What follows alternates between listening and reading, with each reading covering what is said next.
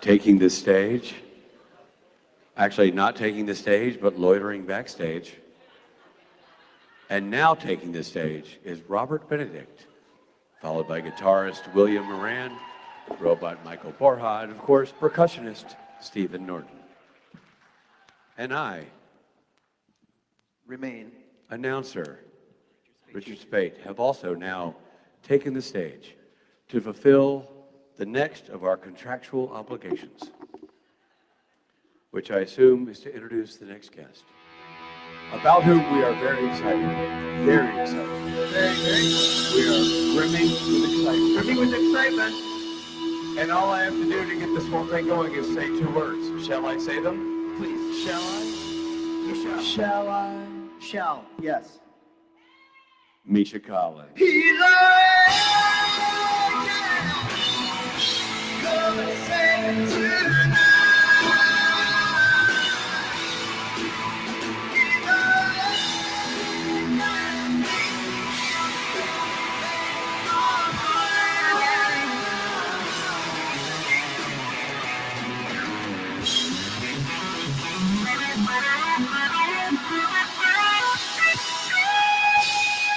Misha. Hi. Hi. How are you? Looking good. And I just want to say, unlike Richard Spate, I am happy to be here. Hey, And, Yeah. it's, bite your tongue, sir. and it's not just a contractual Right. obligation. That's good to point that out. That I actually appreciate Yeah. each and every one of you. That's good to point that out. And, Yes. and I have equal enthusiasm for you, Yeah. as you do for coming to one of these Yeah. things. So I want that Well, you know to be what's clear. shocking too is it's his hometown audience. It's a It's like, hometown. I'd rather not be talking to you, but I have to because of the contract. It's not that so much as I just doing the dirty work of like paving the road for Misha to come out here and be lauded as a hero when really I should be the hero. I'm the local. This is my hometown, but I have to take a back seat to big You know, fancy I would like to celebrities. point out, he is a local. And first thing that he could do, first thing he did when he had the opportunity to, was he left. That's his devotion to your community. That's what you're dealing with here. And on my face. But I can't return in glory if I don't leave first in shame. Ladies and gentlemen, Misha Collins. Hey, Misha. See, he's doing it again. He's doing it again. Leaving. Misha, were you just in Brazil? I was just in Brazil. What was going on there? Was it a convention?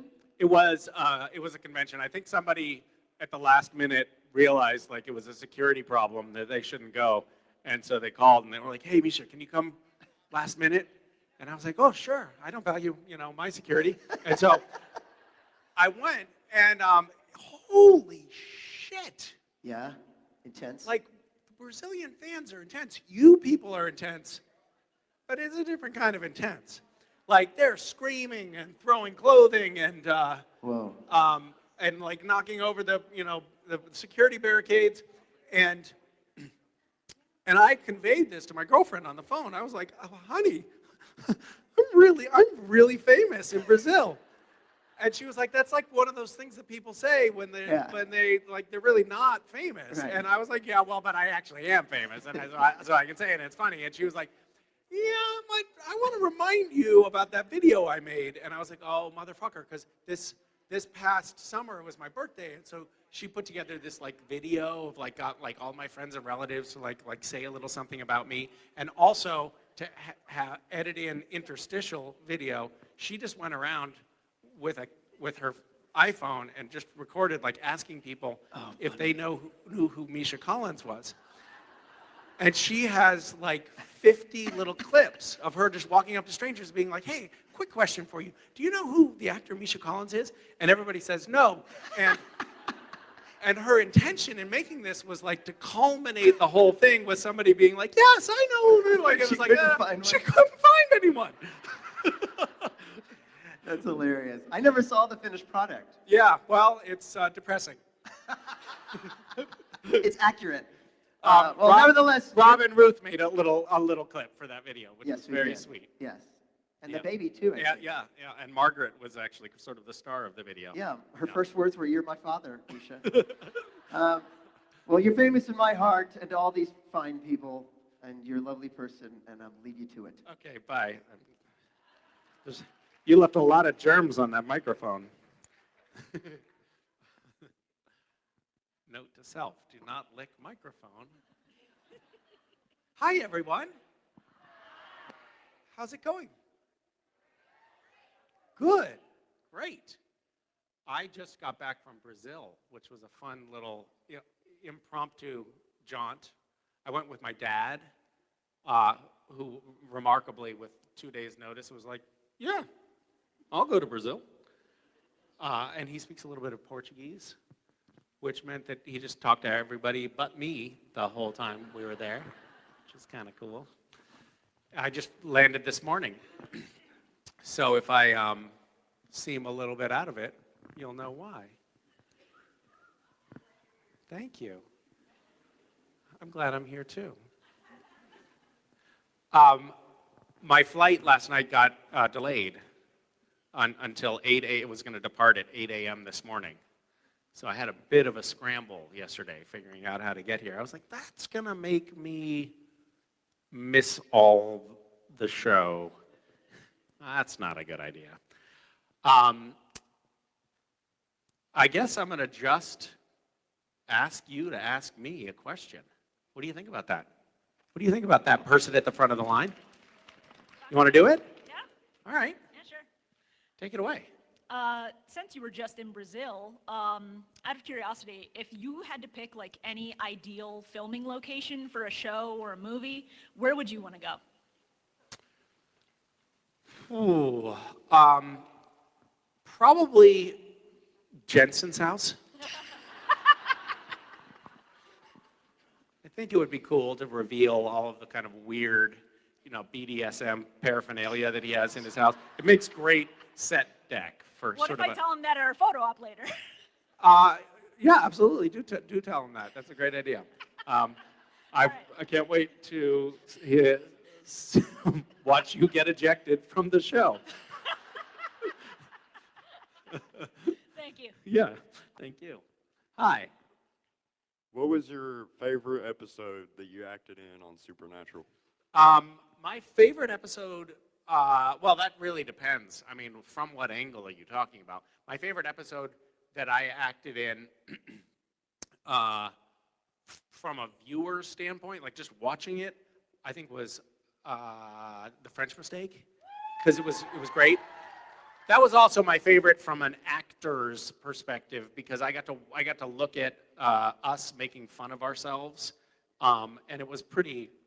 Like they did such a good job of satirizing us. Like each of us, they amplified certain traits of our personalities, and like for example, I'm dismissive of the cast and crew and don't pay attention to anybody, which is kind of like a problem of mine because I'm always like off in my head. I'm not actually being an asshole, I don't think. But I can tend to be sort of just like lost in thought. And so in the show, I like pushed the person who was doing my hair and makeup in the episode. I just pushed them away. But it was like part of satirizing, like our me lost in thought or whatever. And then and my manager at the time, he watched the episode and he was like, "Oh, Misha, it's so great to see you finally just getting to play yourself." I was like, "Oh no, I really do come across as an asshole." And then, like, for example, Jared, the Jared character in that episode had a giant painting of him, or a photo? Painting? Giant painting of himself in his, like, it wasn't really Jared's house. Like, it was all a set, right? It was all a satire. Giant painting of himself up on the wall. And then when we were done with the season, we all laughed because like it was so totally ridiculous. And at the end of the season, like Jared was like, "Hey, what are you gonna do with that painting?" It was art imitating life, imitating art, becoming real life. It was like kind of a mind. Anyway, that was a great episode. There were a couple of episodes I really liked acting in because from a financial standpoint. Which were the best one, really, financially speaking, was the episode Baby. Do you remember that episode? Which is also a great episode, right? But I got paid for filming the entire episode, my regular episodic rate, and my role on the show, on that episode, was just a voice message that I had to leave, and I was like, when the producer called and was like, "Hey, so actually we're going to use you in this episode after all, but it's just for a voice recording." And I was like, "Oh, you're not going to make me come in to record that, are you?" And they were like, "I guess not. I guess if you just record it on your phone, you can email it to us." So I just sat in my closet and spent 5 minutes recording that and got paid for a regular episode. Which, by the way, I called the producer back, and I was like, "Let's do more of these episodes. Because this works great." Anyway, what was your favorite episode? Have you watched any of them? You're putting me on the spot. What's that? You're putting me on the spot. I know. Well, look, how do you think I feel up here? I would have to say Swan Song. Swan Song. Very good choice. Yeah. Hey, Assbutt. That's where that phrase came from. That was Swan Song was Eric Kripke, who created the show. It was his swan song because that was the last episode that he was involved in. Then he went on to do serious television after that.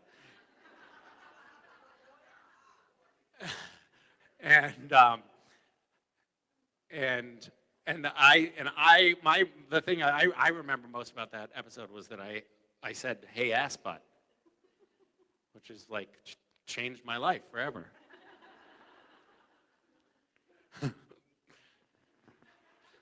Well, There's something about Assbutt, actually, like it sort of makes me feel deeply washed up because that was what, I don't know, 15 years ago now? How long ago was that? It was getting on, it wasn't 15 years ago, but it was like 12 years ago or something.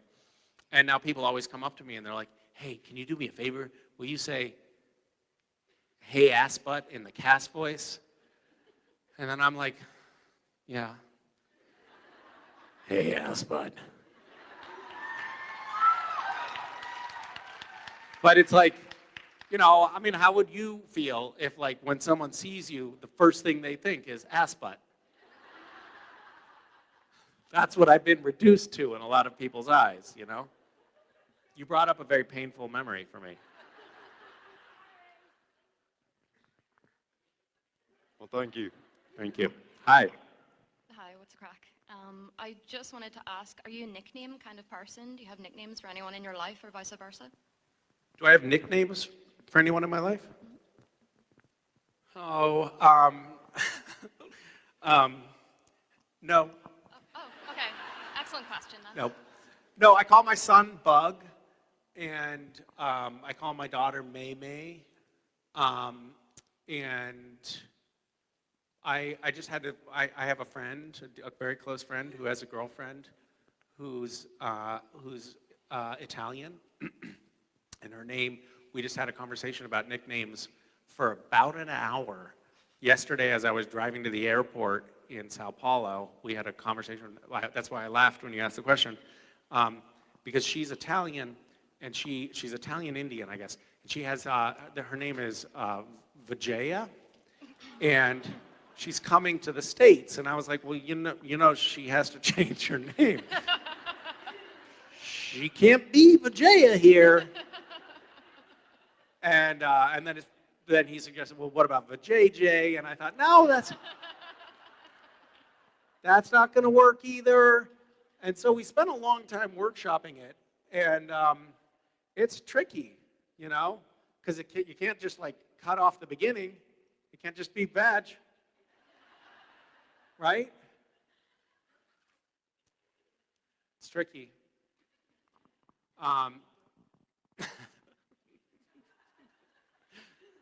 Anyway, Jaya is fine, right?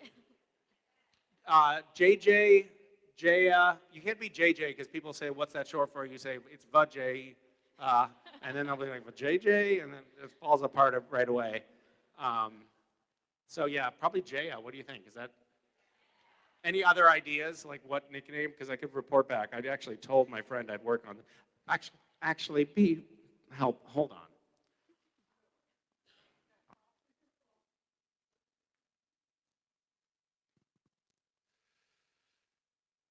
Can you put your camera down for a second and just use this one? Will you help me? Thank you. Just film me and then turn around on the audience. We're recording right now. Yeah, you're already recording. You can just, oh, yeah, okay, that's fine. Okay, so the question, everyone, is we're working with the name Vijaya, and of course, in the United States, that immediately conjures, well, actually, what does it conjure? Okay, so we got a chorus of people saying vagina just now. Which, by the way, is a wonderful organ and something to celebrate, like nothing against vaginas. I want to be very, very clear about that. Like and if that's the choice, just to embrace it. Nonetheless, we're gathered here today to discuss this important question. What should be maybe an Americanized or anglicized version of Vijaya? And we decided Vajayjay? Okay, thank you for that feedback, everyone. Vag? Interesting. Gaia?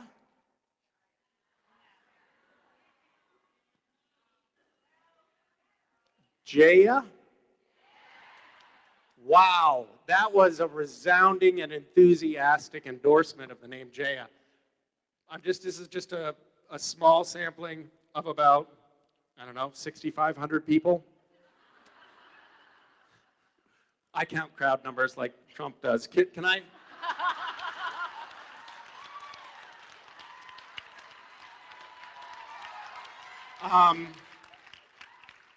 Anyway, just a straw poll, but pretty damn accurate, I think. You were looking at me just now? Did you fuck it up? Well, okay. You did it right?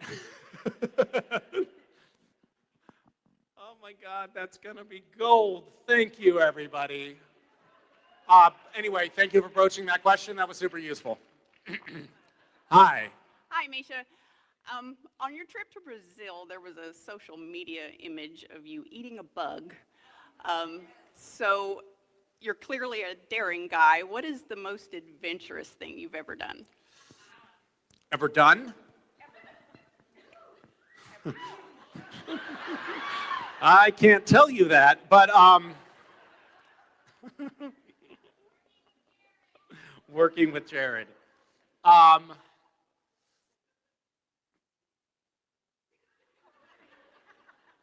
Oh my God, I don't know where to start. I used to do a lot of things when I was younger that now I would never do. I didn't think about safety at all in any way. People would say, but that's dangerous. And I'd be like, oh, don't be ridiculous. I met somebody who was involved in sending supplies through mission work to Haiti when there were when there had just been a military coup, and the president Jean-Bertrand Aristide had just been exiled to the United States, and it was sort of like a civil war. And this guy was sending cargo of relief supplies to Haiti, and I was like, well, can you put people on the plane? I'd love to go. And then went to Haiti and stayed with a friend of the exiled president. And every time a car drove down the road, he would like sit up and be like, because he was afraid it was a death squad coming to kill us. And I was there as a fucking tourist. Like I had no business there whatsoever.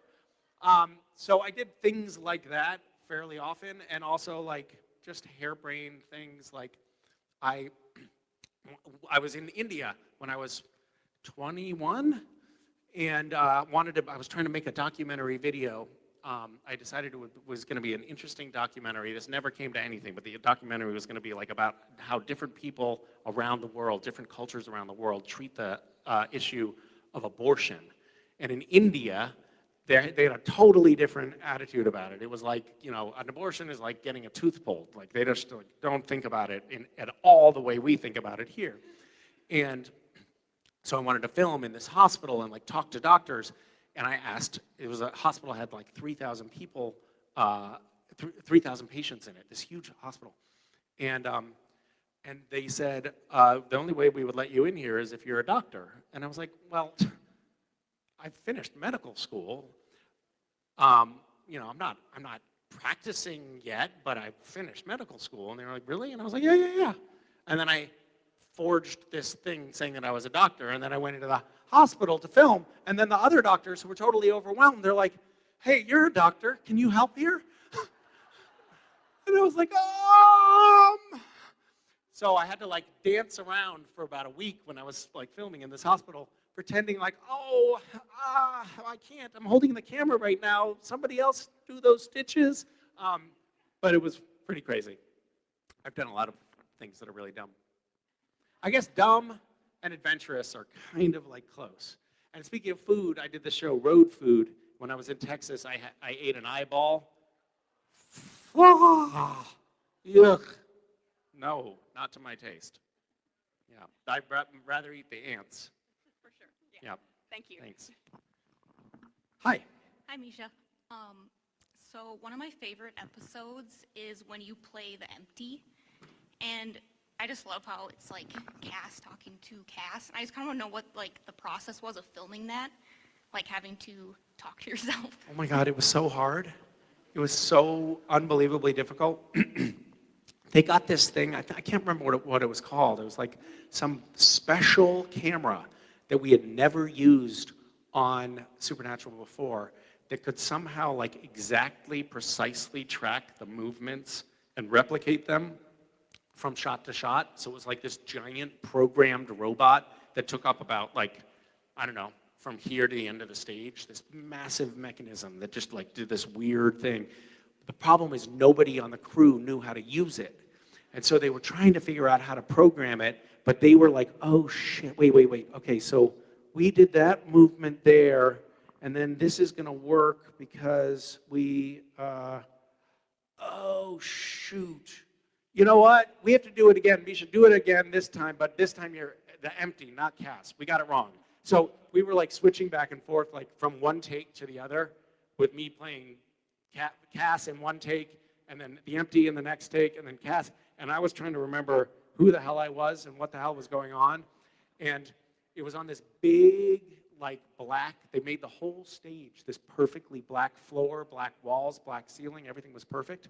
But if anybody like stepped on the regular stage and then stepped on this, you'd see the footprints. So there was somebody like wiping everything up every time anybody from the crew had to come on. But it meant that I couldn't leave this like little black area. So I was like isolated, like, hey everybody, I need some water. You know, but I was like on my own all day and like kind of going crazy because I couldn't figure out which character, they couldn't figure out which character I was at any given point. It was a real challenge. It was really interesting because normally, like as an actor, you don't use your brain at all. You're basically a moronic puppet. But I really had to use my brain that day, and I was just exhausted. I remember driving home being like, oh my God, I'm so tired. I just have to go to sleep. My brain hurt. It was fun. It was cool. Thank you. Thank you. Hi. Hi, Misha. Thanks so much for the joy that you give all of us in your work. And my question is if you could tell us the story about the most meaningful fan interaction you've had. I don't really think I've had any.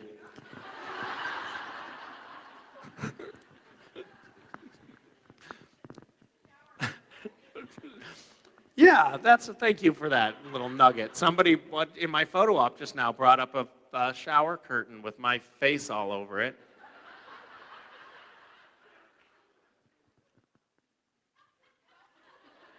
Now, what the fuck are you gonna do with that? Like, and also, how is that? Is presumably the Misha's face is facing out, right? Like, am I watching you in the shower? You haven't figured it out yet. Well, one way or another, I'm going to be watching you because you get out of the shower naked. So it's going to one way or another. I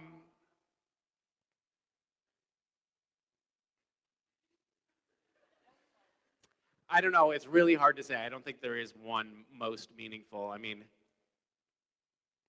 we were part of creating this fictitious world with these aspirational characters who I think had this mythological quality of being like kind of the archetypical ideal that you want to strive for, like trying your hardest, doing your best, being a flawed individual who just doesn't give up and keeps trying. And I think that message has been taken as inspiration by a lot of people and helped a lot of people actually get through some hard times. Right after those perverts with the shower curtain came up, I met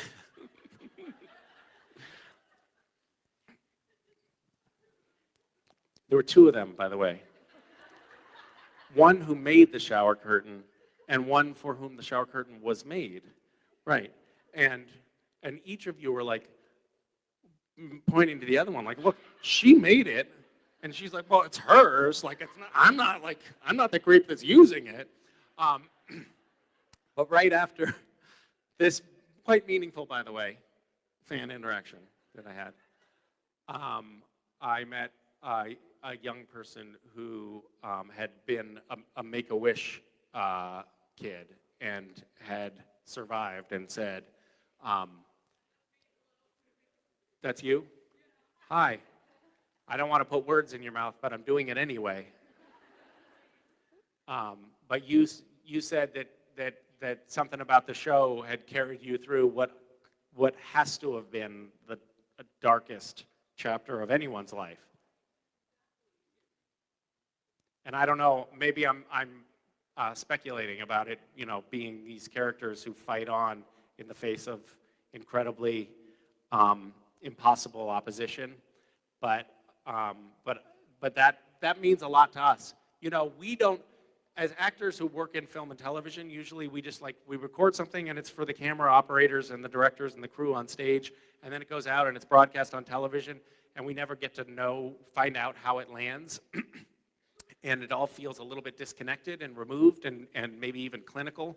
But for us to be able to come to an event like this and meet people face to face who had either deeply transformative or powerful experiences with the material that we created, or are just perverts.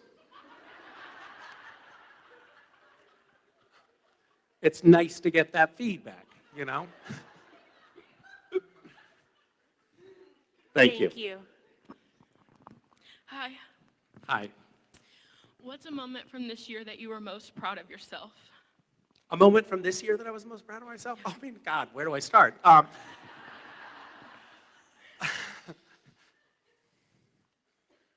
Thank you for that question. Do you have a moment from this year that you're most proud of yourself? Right now? Well, you're doing great.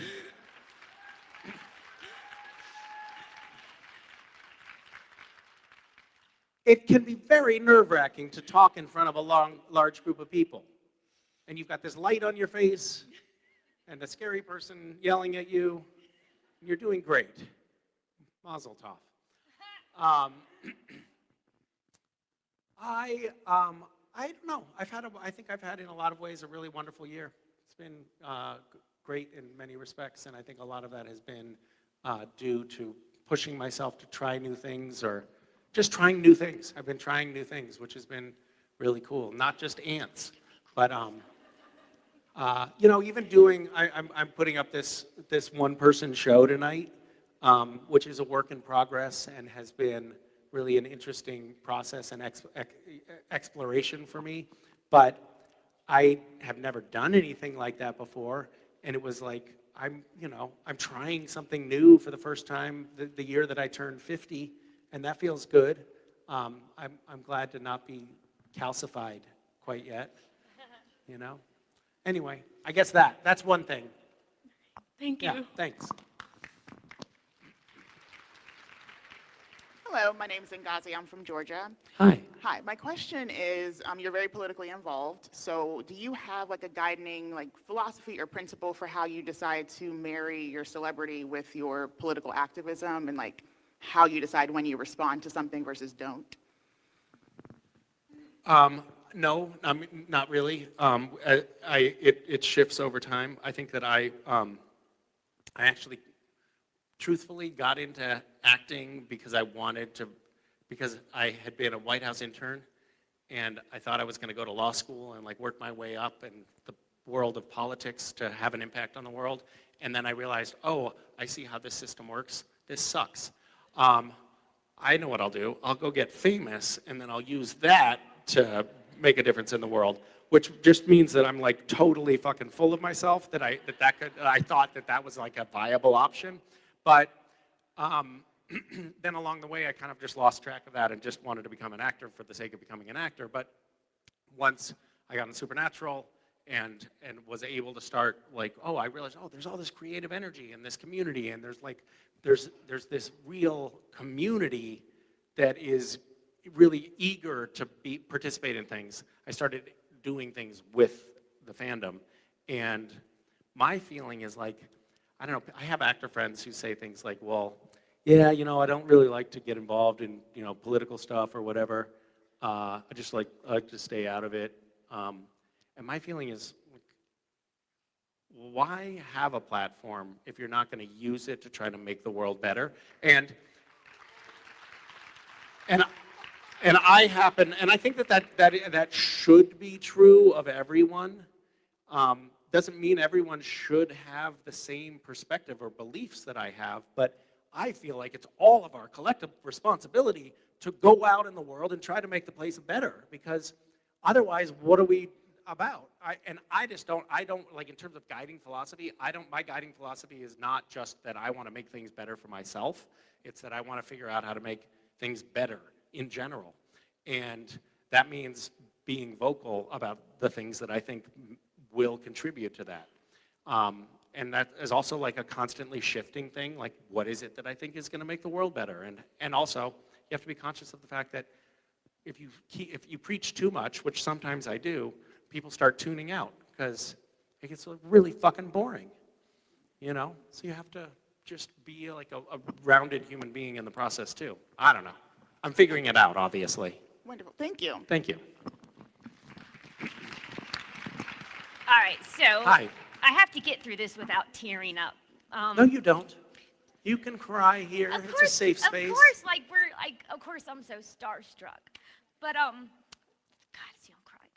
So I just want to thank you for your character for the show. It's one of the few shows that some people like watch, and they watch over and over again, and it helps them get through their struggles and everything. And because when a show brings you joy, sadness, and every emotion in between, and you cry with the characters and you laugh with the characters, it becomes, you know, part of you. You immerse yourself into that fake reality. But in the end, you know, I don't think, well, I know you guys know that, you know, that's something that's special, and that's something that as the cast, you guys have made our lives better for what you guys have done.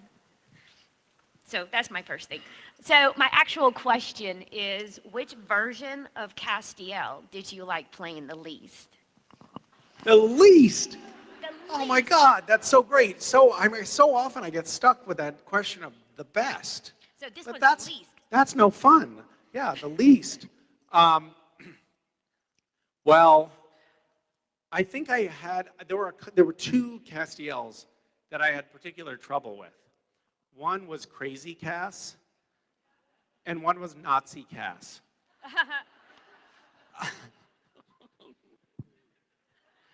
Every once in a while, like, you do something, and then you're done filming, and then you're like, did I really do that? Shit. And that's how I felt after Nazi Cass. And we don't have a lot of time there's not like rehearsals. There's not a bunch of phone calls in advance of filming something with the director and the producers discussing how the character is going to evolve. With Crazy Cass, which was another one that I really liked least, I think, because I never really felt like I figured it out. Ben Edlund was directing that episode, and the episode where Crazy Cass appears, and he also wrote that episode.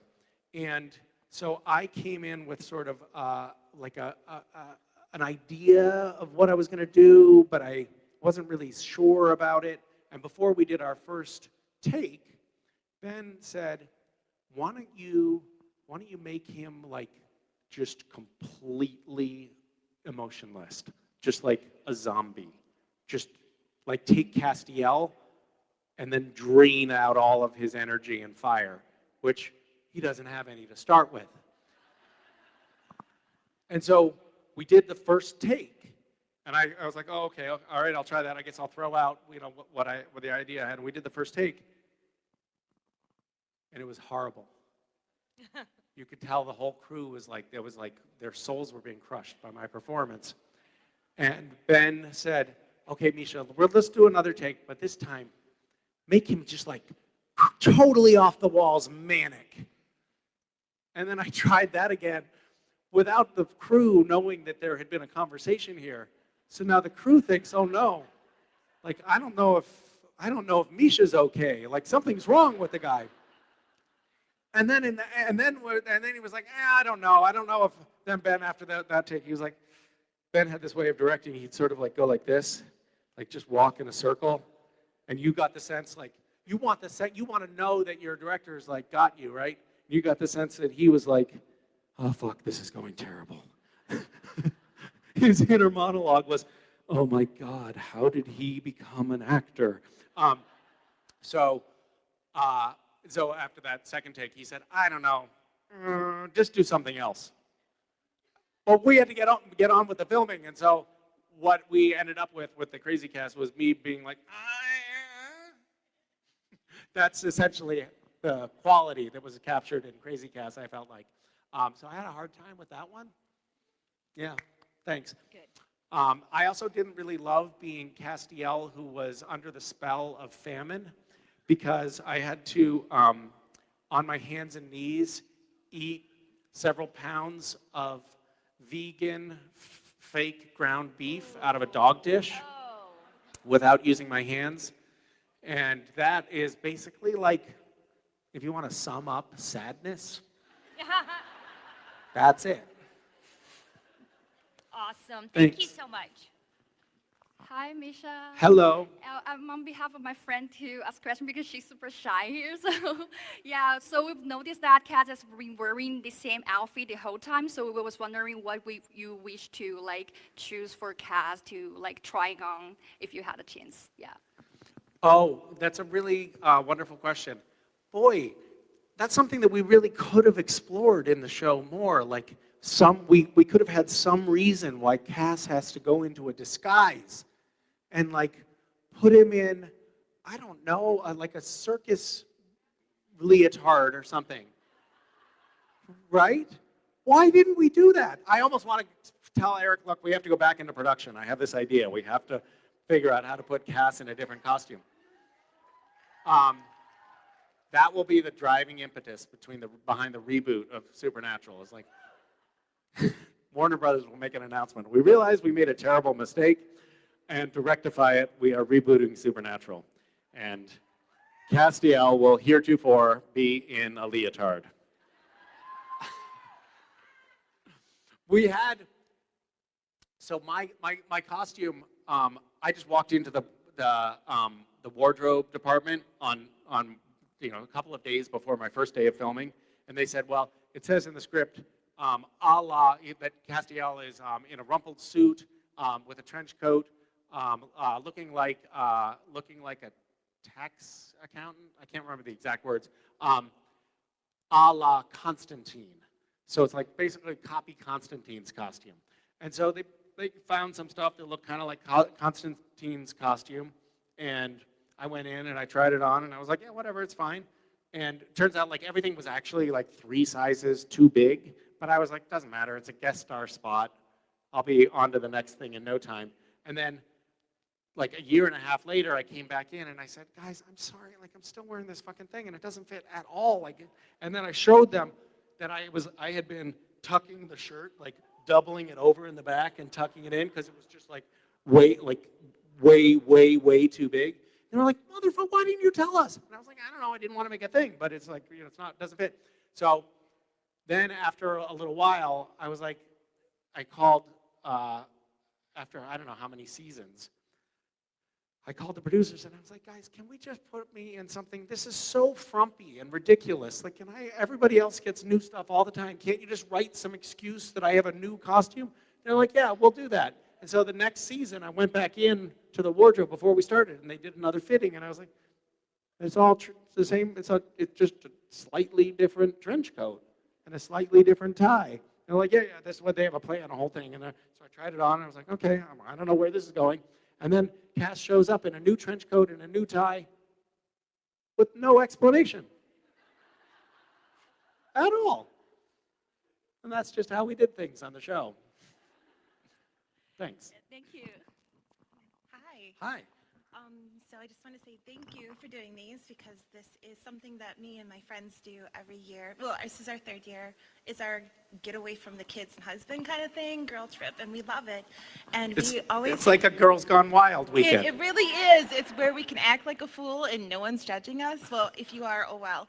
But it's our 3rd year, and we've had every year something ridiculous or crazy has happened to us that we laugh until we can't breathe. Oh, and it's 9 out of 10 times it's really embarrassing. Again, we don't care. Can you give us like 3 examples? I can actually give you like the best one was we were in New Orleans. And that was our we were in New Orleans, and we had this beautiful hotel. It was not too far from the convention, and this was our whole first experience, and we'd never been to New Orleans either, and we had to wash our clothes. And this is the embassy. It was, I don't know, it had like 30 floors or something ridiculous, and the laundry room was on like this ridiculously high floor in this little tiny corner in the middle of nowhere with like two washer and dryers that were like older than me. I'm not that old, but I mean, they were pretty old. And so we go up there to do our laundry, and my beautiful friend, who's such a sweetheart, noticed somebody's clothes were in the dryer. Now my sister and I, we were like, no, we'll just put it on top and leave it. She folds them. She says, no, they've got to be a child's, you know, and we're watching, and there's small clothes, and there's small underwear. And I'm thinking, what child's doing a full load of laundry on the 14th floor of a hotel in downtown New Orleans? And I'm going, no, it's got to be. So, you know, we're like, I just, you know, just put them up to the side. She's like, no, I want to teach them a lesson. You know, you shouldn't leave your clothes, and then I want to be kind and leave it folded. Can you come to my house? Well, I love that attitude. I don't think she'd put that as a no. So it turned out it was, I'm going to assume maybe he worked as a jockey. He was a very petite man, and it was a very glass door, and all we heard was the struggle because he had seen us through the glass door, her folding his underwear, and he's trying to get in to get the door open, and the three of us are just standing there like, oh, and it's a tiny room. So we had nowhere to run, and we had to literally walk past him. So I think that's probably my best. So my question is, do you have, doing all these and meeting all these people that love you and interacting, do you have like a really embarrassing moment that you've had? Not that I can think of, no. No, nothing? But your story reminded me of a story that happened to somebody on the cast that I'm not going to reveal who it is because it's their story to tell, but I'll let you figure out on your own. No, you probably won't figure it out. But it was somebody in the cast. I think we were in I think we were in Charlotte, and we were staying also, not to brag, but at a fancy hotel. And and she was staying in a room that had two doors. So there's like the door to the hallway, and I guess it was like a loud hallway or something. So they had like this little anteroom and then another door to block out the noise from the hallway. And was staying with another person in the room and had some sort of weird dream or something, and did just a tiny, tiny bit of sleepwalking that rendered her naked in the hallway with no room key. And then there was a banging on the door to get back in, but there's another door, so the sleeping partner did not wake up. So she had to figure out what to do, and she saw a door to the stairway, and so she was like, okay, I'm just gonna somehow like creep downstairs, and I'll notify somebody in the lobby to come help me. So she went down the stairs, but it turns out that stairwell was one of those where once you go in, you can't open the door to anything but the sidewalk on the side of the building. So completely buck naked, then she had to walk around the building and through the front door of the lobby of this fancy hotel being like, hey, I forgot my room key. And in that context, it turns out they're not eager to give you a room key. So there was some explaining to do at that point. But that's what, like, that seems like a pretty embarrassing story, doesn't it? Yeah, it definitely tops ours. Yeah. Definitely. Thank you. All right, thanks. Thank you. Hi. Hi, I'm Nikki from Knoxville. Hi. Hi. I have a question for you about Cass. Okay, perfect. And You come to the right place. I did, didn't I? If Cass showed up on The Boys, would he be on Team Starlight or have his own team? Oh, great question. I think Cass would be on Team Starlight. I think he would just like saddle up and join the team. What do you think? But I think that he would, fitting that you would mention this, I think that he would get a cape and a leotard, don't you? Of course. Yeah. Yeah. I think that he would join up with Jensen's character, Soldier Boy, maybe. And do what? I don't know. And Soldier Boy? Just have fun with Soldier Boy. Just have destroying fun with Soldier things. Boy. Well, interesting. Are you hinting that you're going to be on The Boys? Am I hinting that I'm going to be on The Boys? Yes. Well, no, not at all. Darn. You are the one that asked the question about The Boys, and then I posed a perfectly hypothetical response, and then you said that I should be enjoying myself with Jensen, and That's true.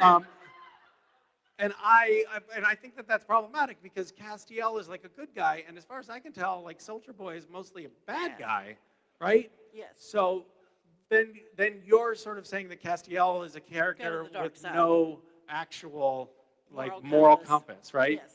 Right. Okay. Well, this is tricky. But I think we can both agree on one thing and one thing only, and that is that he should have a cape and a leotard.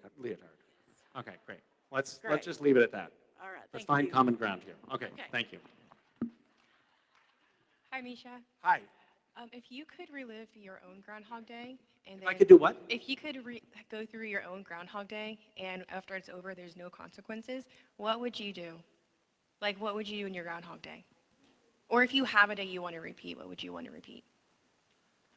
Well, in a way, I feel like Supernatural was Groundhog Day. I mean, there were so many times when I would get a script and I would think, we're doing this episode again? Because it did get redundant after a while. But I don't know. I mean, there's not a lot of things that you can do and feel like, oh, I'm glad I'm doing this thing again for the 1,000th time, other than sex. So I guess that would be my Groundhog Day.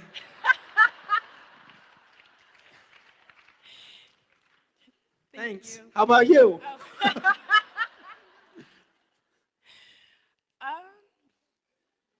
I mean, I'm kind of similar that if you want to continue doing the same thing, then you're not really living, and you want to continue having new experiences, and the more you get to do something, the less special it becomes. So for So me, you're worried it would ruin sex?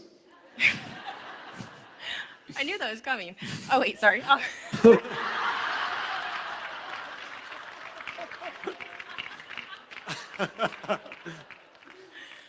I'm so sorry, that came out wrong. I mean, I can't believe you asked such a dirty question. Totally inappropriate. sorry. But I really like going on roller coasters, so I like being able to go to Cedar Point in Ohio. I have a lot of fun there. But I think after a while it'll become... The roller coaster would get boring, right? I mean, it would after a while, yeah. Yeah. Just a suggestion. What about sex on a roller coaster? Okay. That'd be difficult. Hi. Hi, was there any decisions that the writers made that you didn't like?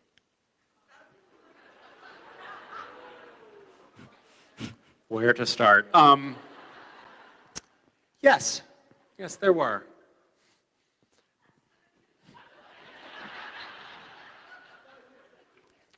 I mean, look, I'll be honest. I mean, not totally honest, but I'll be a little bit honest. One thing I've always said is, one thing I've recently discovered is I wish Castiel had changed his clothes. Another thing is, I think the cast should have been human for longer and gotten more into that arc of the story. I think that we could have done more interesting things with that. And I kind of wish there had been a different, I wish there had been a different wrap up to the show. I know that that's kind of controversial to say, and it'll look like it's egotistical because I wasn't in the end of the show, which it is, I'm certain, partly fueled by that. But I think that, in a way, maybe it's a good thing that the show, to me, I felt like the end of the show left left me wanting more and different, and it felt like it left things unanswered, and it left storylines unresolved and maybe open for future mining. So I'm going to take that as a good thing, that like maybe there is an opportunity to reboot or revisit the end of Supernatural in some way at some point down the road. I think it would be so fun to dip our toes back into that. Not maybe for another 15 seasons, but certainly 11 or 12. Yeah. Thank you. What about you? What did you hate most about the show? The way Crawley died. The way Crowley died. Yeah. My favorite. That was fairly unceremonious, wasn't it? Yeah. I was surprised that there weren't more unceremonious deaths in the show, because a lot of times they would not book guest stars or recurring guest stars very far in advance. And I would always be like, wait, they haven't told you you're coming back? Talking to somebody who's like a recurring character on the show, they haven't told you about that? You'd be like, no, nobody's called me. Because they were always, they just kept getting lucky that people were available and they could work it out. And I was very surprised that there weren't more instances where there was a character whose storyline didn't get to be paid off because somebody was working on another show and now unavailable or something like that. We ended up having pretty good success with that. And every once in a while, they would just switch bodies. I guess that was a helpful device. Like, oh, Ruby's a different Ruby now. Meg is a different Meg now. I was always afraid they were going to just be like, Cass is, I guess Cass was like a 10-year-old girl at one point. But I was always afraid, like, shit, I shouldn't have been a supernatural character on this show. It's a death knell. But somehow I survived. All right, thanks. Thank you. Hi. Hi, Misha. I was wondering, in an alternate universe, if Castiel went to high school, what type of club he would be in. Oh my God. You're pointing out that Castiel did not even have a high school education. Fuck.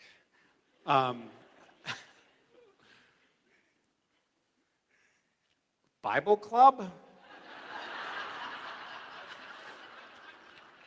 If there was like a fencing club, I think he would like rock that. Yeah, he would do well in a fencing club. Because he could, cast with wings anyway. He could teleport around, really fuck with his fencing partner. Okay, that's good. I like that. What club are you in? Are you in high school? No, I'm 24. Oh. Look, my eyes are bad. I don't know. Don't blame me. Me too. That's why I have glasses. Wait, so you are out of high school? Yes. Good for you. You would have been held back a lot of years if you were still in high school. Are you in any clubs now? I like to bowl, like on a league. I like to do that. Oh, really? Yeah. Oh, that's cool. I did that in high school. I mean, not cool, but fun. It's cool. It is cool? It is cool. Is it? Yes. Is it? It is.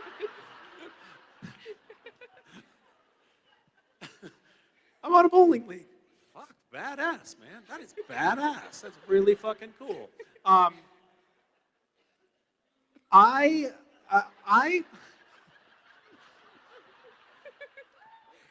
think it's cool. That's very cool. I'm lying. I don't think it's cool. But I think it's great that you're doing it. And I would love to be a good bowler. I'm just not. I've never had a lesson. I had a traumatizing experience bowling once. You know where the ball gets returned and there's that little rubber belt that comes up out of the little chute? I was 11 years old and I was like tapping my fingers on the little rubber belt and my fingers got sucked in to the thing and the belt and I couldn't pull it out and it wore off all of the skin on these two fingers. And I still have scars on both of these fingers. It was the most painful thing. Like it went right down to the bone on two fingers and I was like, ah! And my dad was like, oh my God, what do I do? And I was like, fucking get my hand out of the thing. Anyway, thanks for bringing up that traumatic memory. Thank you. Hi. Hi, my name's Hannah. Hi, Hannah. My question is, so you, Jensen, and Jared are very funny people. What's the scene that had the most outtakes? So funny, like I have a good sense of humor and they're funny looking. Got it. I was like, they're funny. What was what? What scene had the most outtakes? Oh God. I don't know. We ruined thousands of hours of footage laughing. But there was a lot of very inappropriate behavior on set. I would say the one that I can think of that just lasted the longest was there was a scene where we were in like this Stepford Wives episode. I can't remember what it's called. It was me and Jared. And the Sam character tackles the Castiel character to the floor of a diner, and this was scripted. The writers wrote this, so they knew what was going to happen. They're like, it's scripted that Jared's lying on top of Misha in the episode, so they know for sure that it's going to be at least a couple of hours of overtime, because there's no way we're filming that and not fucking around. And I mean literally fucking around. No, Jared got so inappropriate for so long, so there were a couple of takes. It was, I think all in all, like if we had just said the lines, it would have been a 45-second, take. But there was one take that was 25 minutes long, and the director just kept rolling the film. Who was the director of that episode? Phil Segresha. Oh, Phil Segresha also cut together the blooper reel at the end of the season. And at the end of that night of filming, he was like, oh my God, we have got some blooper gold from tonight. It's going to be pretty much like all this, like it's going to be golden. And then the blooper reel came out at the end of the season, and there was none of it in there. And I was like, I called Phil, and I was like, Phil, it was like everybody in the crew had tears streaming down their face. It was so fucking wild. It was so funny. What's going on? He was like, we were in the post-production studio, and we played back the footage, and I watched it, and then I watched the editor delete the scene at my direction, because I realized that all of us would be canceled if any of that footage got out. So it's lost, sadly. Thank you. Or maybe not. Maybe not sadly. No. We'll see. Yeah. Thank you.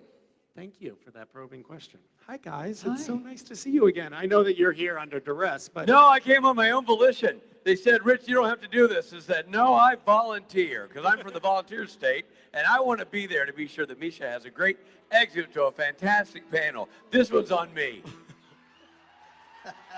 See what he did there? There's nothing less authentic than plucky, enthusiastic Richard Speight. It just doesn't exist. Ladies and gentlemen, Misha Collins!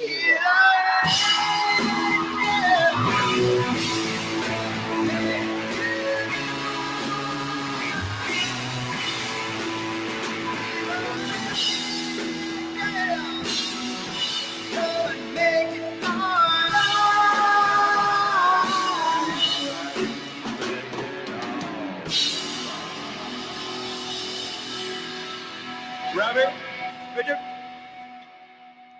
following Misha Collins is no easy trick. Nope. Because people love him, so you got to be sure we put somebody on who's awesome, who's charming, who's delightful, and maybe got a little